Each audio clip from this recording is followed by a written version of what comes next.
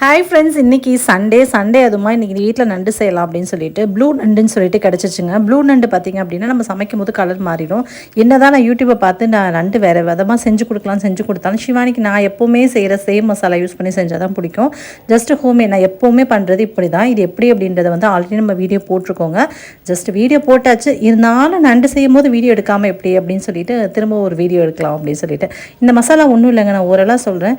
சின்ன வெங்காயம் வந்து ஒரு 1/2 கிலோ சேர்த்துருக்கேன். சின்ன வெங்காயம் நீங்கள் பெரிய வெங்காயம் கூட சேர்த்துக்கலாம். நல்லா குழம்பு மாதிரி வரணுறதுக்காக வெங்காயம் அதிகம் சேர்த்துருக்கேன். சின்ன வெங்காயம் 1/2 கிலோ சின்ன வெங்காயம் கூட ஒரு தக்காளி கூட இஞ்சி பூண்டு இதெல்லாம் சேர்த்து அரைச்ச மசாலா தான் நீங்கள் பார்த்த மசாலா. இது கூட நல்லெண்ணெய் நிறைய விட்டு அதில் போட்டு நல்லா கிரேவி ஆக்கணும்.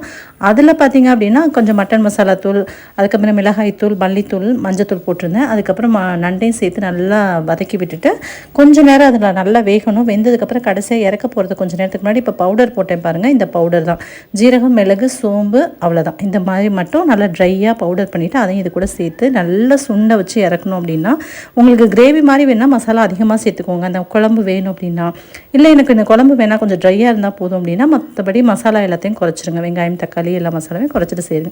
செஞ்சு பாருங்கள், அடி தூளாக இருக்கும், சூப்பராக இருக்கும். கண்டிப்பாக ட்ரை பண்ணிவிட்டு எப்படி இருந்துச்சுன்னு சொல்லுங்கள். தேங்க்யூ.